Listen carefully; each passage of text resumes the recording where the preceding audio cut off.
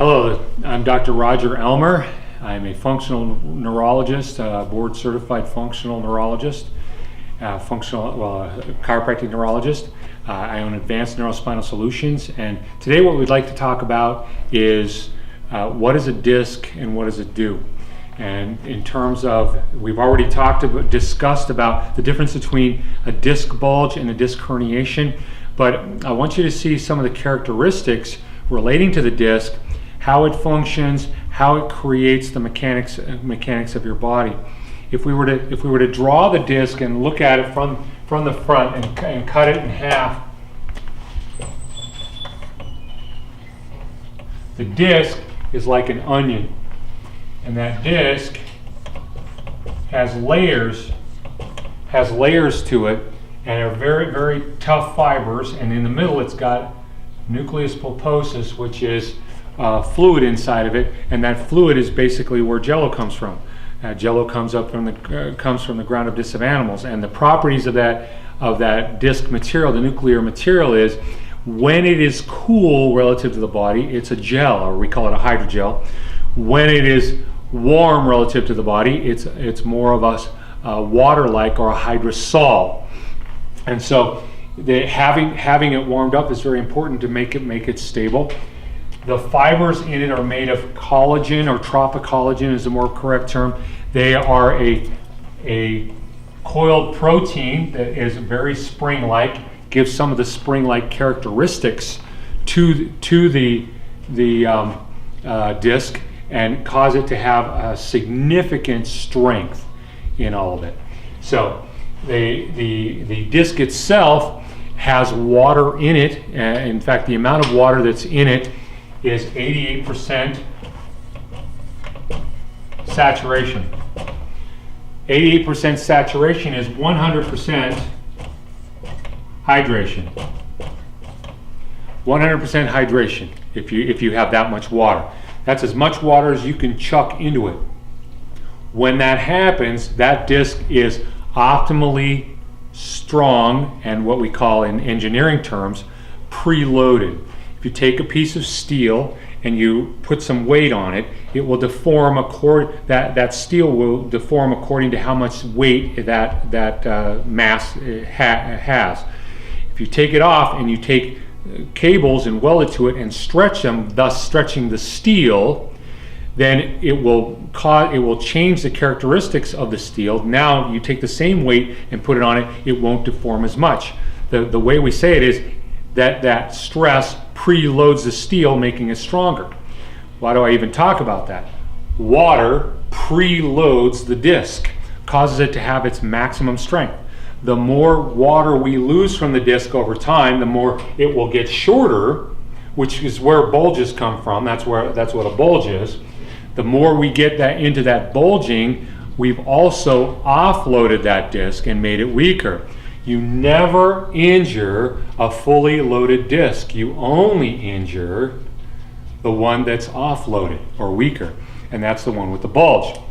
You also have, when we look at this, when we create a disc that is bulging, you create a situation where it potentially could get injured, where we could create literally a fissuring or a shearing force on the disc. That's a flexion and rotation that could shear those fibers and create an outpouching.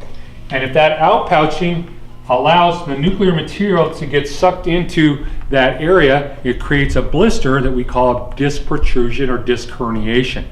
Okay, all of that we discussed in the difference between a disc bulge and a disc herniation. What I want to discuss today is more the properties of the disc, as what does the disc do for a living? We tend to talk about them as though they are cushions. Actually, they're more pivots than they are cushions. They create a little bit of a cushioning, but with the shape of them and the hydraulic properties actually allow us to create the curve system, which we'll be talking about when we discuss biomechanics, particularly the biomechanics of the spine. This creates particularly the lateral curvature part of the system. When you look at the neck, mid back, lower back, when we look at it from the side, This is the cervical curve, thoracic curve, lumbar curve. It is actually a group of lever arms or sticks.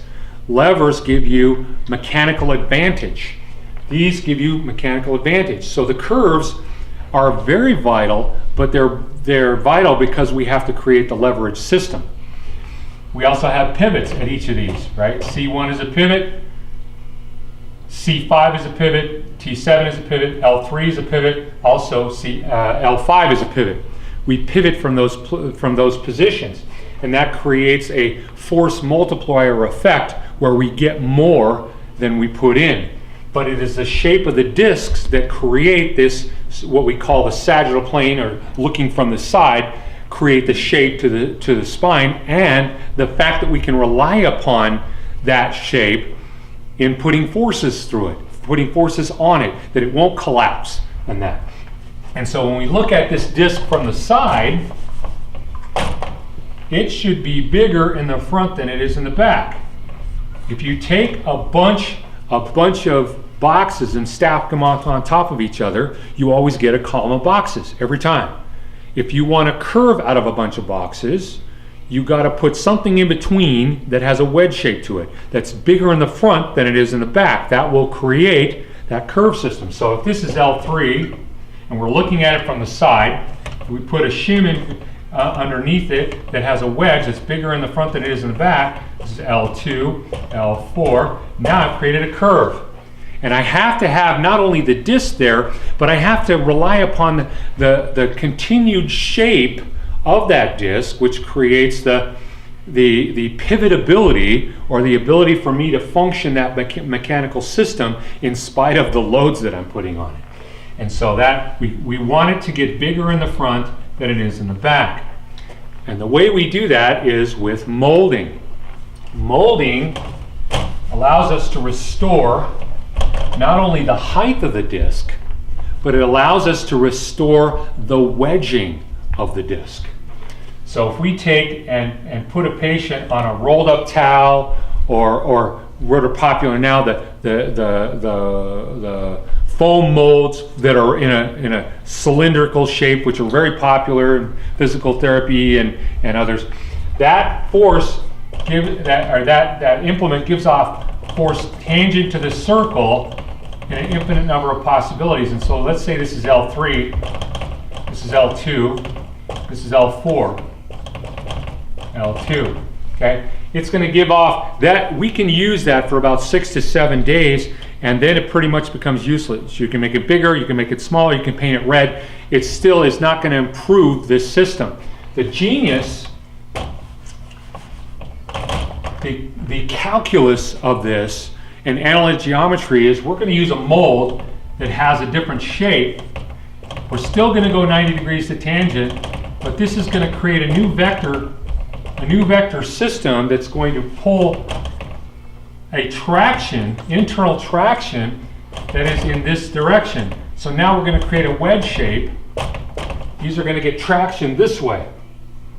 And then we can actually increase the size of the mold 1 inch to 2 inches to create an increased verticality, but also an increase of attraction. And we can monitor these discs as we continue to do these molds, and watch over time the change in the shape, the height, and the shape of the disc. It's not just the height that I want. I want the shape to change. I want to have that mechanical system, the way it's supposed to be. So this is the calculus and analytic geometry genius of Dr. Burl Pettibon, who came up with these. But the actual genius behind that is, if you're going to mold, you got to change the characteristics of this disc. Those elastic fibers, called collagen, are very elastic, or have a hard elasticity to them, and they don't want to give that up. And so when you lay down on a mold without doing anything, it's going to stretch, but then it'll go right back to where it was. We have to change it. The term that we use is on-off loading. We're going to on-off down the long axis of these springs over and over again to change their characteristics. The principle is called hysteresis. You find it in Punjabi and white for you docs out there. that hysteresis is we're going to on-off load, and it's going to decrease the elastic properties by up to 95% for 20 minutes. And so we're going to be molding after we warm up. We're going to be molding. If you don't warm up beforehand, you're doing the on-off loading, it's not molding, it's just stretching. We want to change these fibers so that they will be different, and we're going to keep doing it over time. And remember, this takes a while, because this is like orthodontics. When you put somebody in braces, they're going to be doing it for a while. Well, same thing here. The patients are doing these therapies over and over and over again, twice a day for 20 minutes each, changing the shape of these discs. And then during the day and during the night, when they lay down and the discs open up, they're sucking water back into the discs. My favorite illustration about changing discs is a buddy of mine. He's a clown, and he always keeps balloons for the little kids, and he makes these little wiener dogs for them, and he quickly can work these wiener dogs. And I said, wow, that's kind of like what I do, except if we were to take that little wiener dog balloon and let some of the air out to where it doesn't look quite as much like it's supposed to, and then we're going to take it and we're going to rework it so that instead of a long body, we're going to rework it so it has a tall neck. Then we're going to pump the air back into it, and it's going to be a giraffe instead of a wiener dog. Well, we're going to take these squatty, short wiener dog discs and turn them into giraffes to where they're bigger in the front than they are in the back, and then we're going to pump the water back into the discs through osmosis, through the hydraulic properties of movement activities, and through just at night sleeping on your back and allowing the disc to suck the water back in, restoring the hydraulic properties back in so that they get their basic biomechanical function back as to their shape, but also as to the solidness of their hydraulic structure. Thank you.